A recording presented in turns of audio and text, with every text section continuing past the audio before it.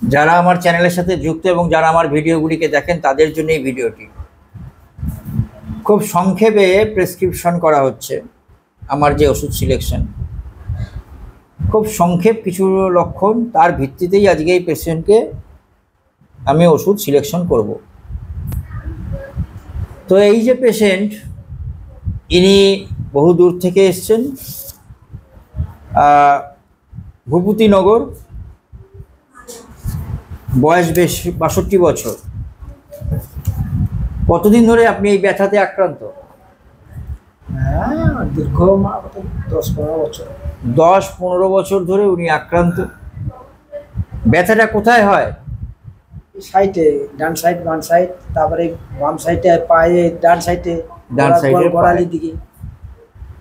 এই যে ব্যথা, এই দুটো ব্যথাই হচ্ছে, বলছে ওনার ঠিক এই হাতের এখান দিয়ে যে কনকন করে ব্যথা হয়, তাই তো?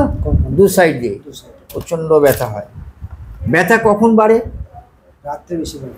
রাত্রেবেলায় বেশি বাড়ে, সন্ধ্যের পর থেকে এই ব্যথা বাড়ে এবং বিছানায় শুলে পরে আরও বেড়ে যায়। না, যায় সেভাবে না, বাড়ে বাড়ে বাড়ে এবং তার জন্য একটা অস্থিরতা হয়। রাত্রিবেলা শুলে পরে একটা অস্থিরতা তৈরি হয়, একবার এপাশ একবার ওপাশ ব্যথার জন্য। তো নয় যে হয়, হয়তো হয়, সেটাই বলছি, হয়, ততটা না হলেও হয়, অস্থিরতা একটা হয়। কিন্তু শোয়ার পরেই এটা হচ্ছে। কিন্তু হাঁটা চলা করলে কি হয়? কমে যায়। হাঁটা চলা করলেই কমে যায়। আরেকটি মজার জিনিস হচ্ছে, ওনার পায়ে ব্যথা থেকে আরম্ভ করে যে ব্যথাই বলছে ঘুম থেকে ওঠার পরে ব্যথা হয়। ঘুম থেকে ওঠার পরে যেই ব্যথাটা বোধ হয়, কিন্তু যেই হাঁটা চলা করলে কমে যায়। এই ব্যথাতে ঠান্ডা জল বা গরম জল দিলে কোনটাতে বেশি আরাম হয়? গরম দিলে পরে আরাম হচ্ছে, গরম দিলে পরে খুব আরাম হয়। ব্যথাটি যেখানে বলছে আমি ধরতেই পারি, এইটা হচ্ছে যে আমাদের যে শোল্ডার জয়েন্ট, এখানে যে টেন্ডন আছে, টেন্ডনের উপরে এই ব্যথাটা হয়। পাশাপাশি ওনাকে জিজ্ঞাসা করলাম, আপনার শীত বেশি না গরম বেশি? শীত বেশি। শীত বেশি, প্রচণ্ড শীত। তার সাথে আরেকটা জিনিস জিজ্ঞাসা করলাম যে আপনাকে যদি কোনো বাড়িতে খাবার দাবার দেওয়া হয়, তাহলে কি আপনি সবার বাড়িতে খাবার খান? আপনি কি বললেন? না, সহজে খেতে চায় না। কারণ ওই যে আমাদের বইতে লেখা রয়েছে, এখানে আমি অতটা বলছি না, কিন্তু যে জায়গাটায় বলে লেখা রয়েছে যে তার একটা ডাউট হয় সেই খাবার নিয়ে, সেখানে কিছু থাকলেও থাকতে পারে, কিছু বিষয় থাকলেও থাকতে পারে, এইটা কিন্তু তার মধ্যে রয়েছে। এবং এই ধরনের ব্যথা উনি যে কাজ করেন, সেই কাজটি হচ্ছে কিছু তোলা, মানে ভারী জিনিস তোলার কাজ আছে তো? এখন করেন না, করতেন তো বাড়িতে, যে মাঠে ঘাটে যেগুলি ভারী কাজ, মানে আমার টুকটাক মন করে কাজ চলছে।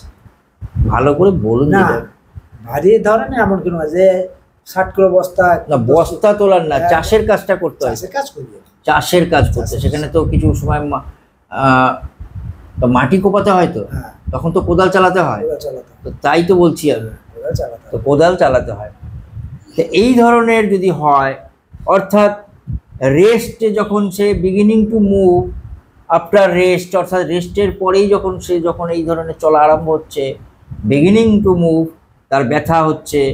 এবং গরম দিলে পরে বা মোশন যখন কন্টিনিউয়াস চলাফেরা করছে, তার যখন কমে যাচ্ছে, একটা ডিলিউশন রয়েছে যে কোনো খাবার দাবারের সাথে কিছু থাকতে পারে, সেই জন্য সে কোথাও খাবার খান না, রেস্টলেস, এবং গরমে আরাম, আর তার সাথে হচ্ছে চিলি পেশেন্ট। আমি কিন্তু এনাকে যে ওষুধটি আজকে প্রেসক্রিপশন করব, আচ্ছা আরেকটা জিনিস হচ্ছে, খাবার দাবার ঠান্ডা পছন্দ কি গরম পছন্দ? গরম খেতে পছন্দ করে।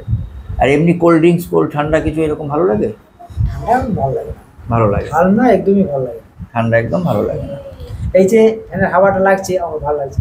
ভালো লাগছে না, দেখুন ওই যে চিলি পেশেন্ট ভালো লাগছে না তো। আর এর জন্য ওনাকে যে ওষুধটি আমি আজকে প্রেসক্রিপশন করব, সেটি হচ্ছে রাস্টক্স। আমি আশাবাদী উনি যথেষ্ট ভালো থাকবেন এবং উন্নতিও পাবেন। দেখা যাক, আমাকে তো চেষ্টা করে যেতে হবে। তো ধন্যবাদ, আপনার পারমিশন নিয়ে ভিডিওটি করলাম। ঠিক আছে, ঠিক আছে। এই ছাতিটা